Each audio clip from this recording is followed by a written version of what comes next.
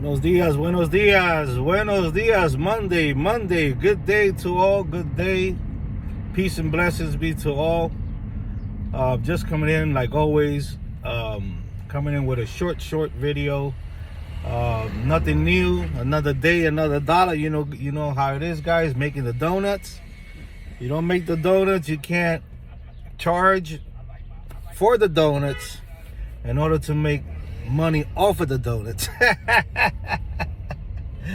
Oh my God, that was just a tongue twister there. I wanted to speak about I got a message a couple of days ago speaking about, can Nkisi be a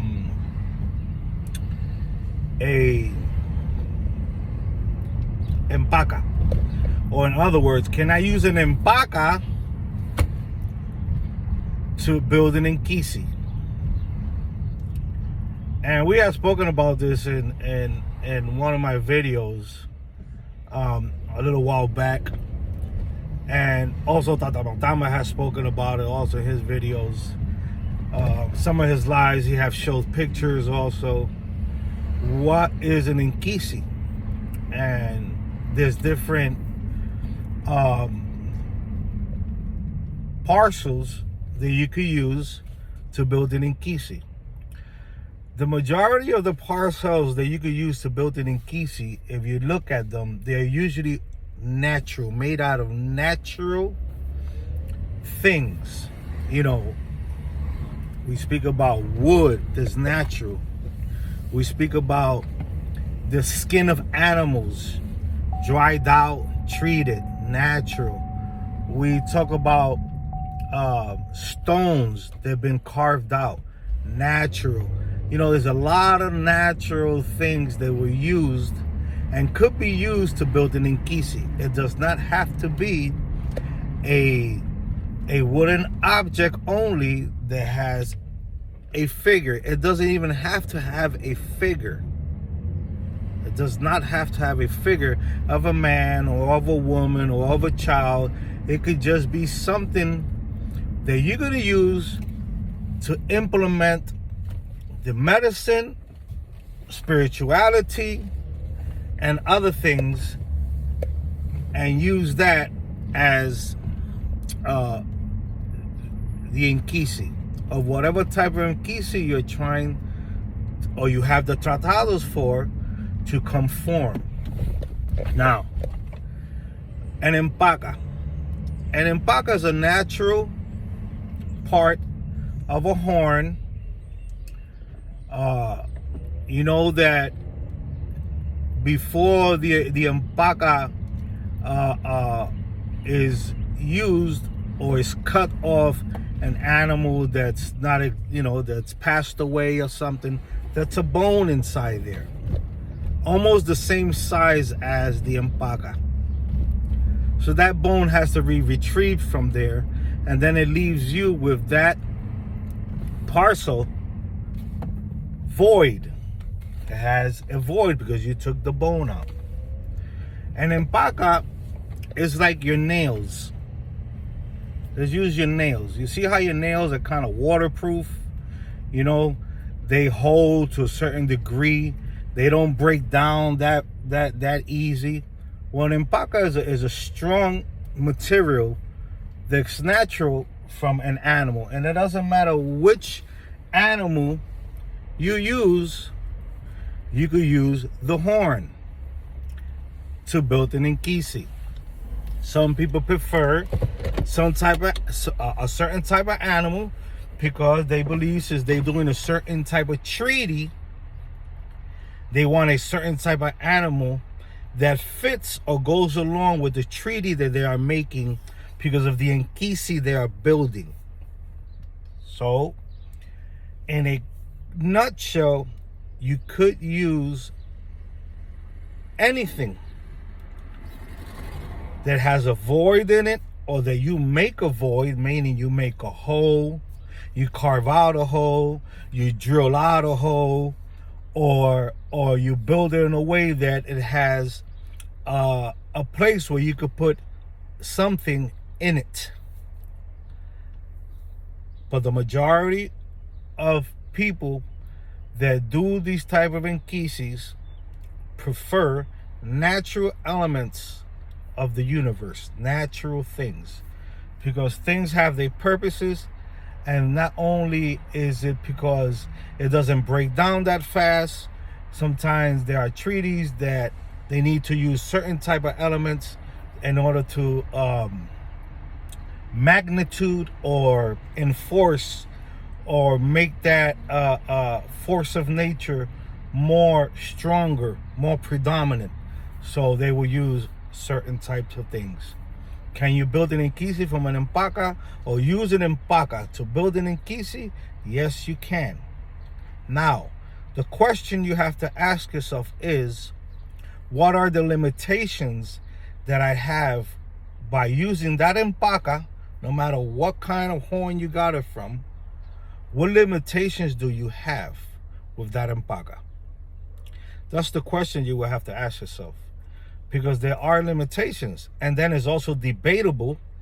There are some that believe that there's no limitations, that everything an Nganga has could be put inside an Npaka.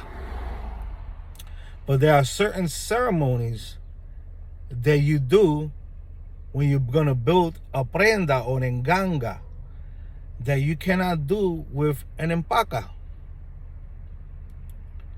You understand? So, but it's a debatable subject. Some people believe you can, some people believe you can't. So this is something that's up to those who have their trees and their ways of building their things. And it's respectable. And, you know, like I said, to each lineage, it's lineage, and whatever they do, and they got their reasons. But for me, an Npaka, you could build it in Nkisi using an Npaka, but to me it has a limitation.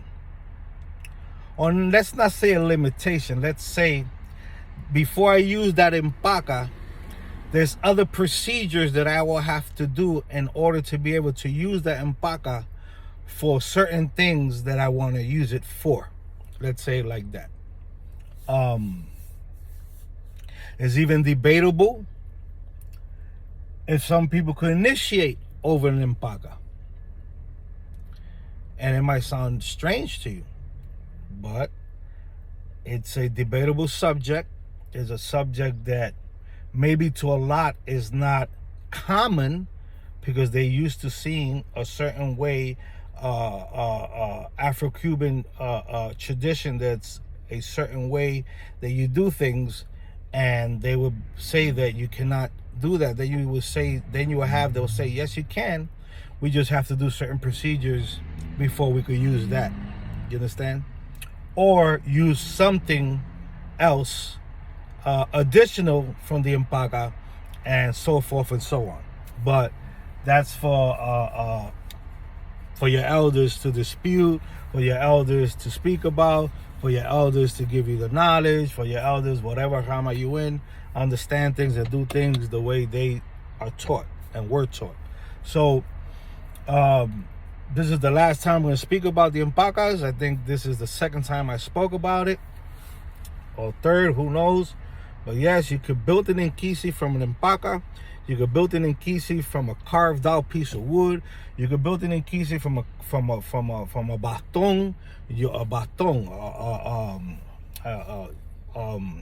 in English, a cane, a wooden staff, a wooden cane, a bakulu. You know, you could build one out of that. It all depends what you are building it for. What is the purpose of whatever you're building that for? What is the purpose? The main thing is, what's the functionality of that Nkisi that you are building for? What is its purpose? That's the important part. But other than that, you could use that. Like I said, there's many things that you could use. Many parcels that are natural, come from natural substances that you could build an Nkisi from it. Now, like I said before, the limitations that you would have is another question you will have to ask yourself. And like I said, some people even debate this and say that there are no limitations. I myself believe that there are some limitations that I could do or use that Nkisi in Npaka. And even if I use it, there are some things extra that I have to do in order to be able to use that the correct way. But they still are some limitations. Because for me, an Npaka is not complete. You understand? There's certain things that have to be done when you're building an nganga for it to be conformed and built properly, in order for it to function properly, in order for you to be able to use it wherever you have it at. You understand? So, short video, guys. I pray you guys understood a little bit. Last time I'm going to speak about Npakas or parcels and stuff like that. You can always look up things on the Congo tribes and the Bantu tribes, what they use to build Nkisis, and you'll go also speak to people that deal more with the Afro-Cuban tradition and know more of how they built things back then, before it was conformed in a pot or a clay pot, and then so on and so on and so on. Have yourself a great day, and salam alaikum alaikum salam. To you guys all and always. Thumb up the video for the algorithm. Have a great day, guys. Peace.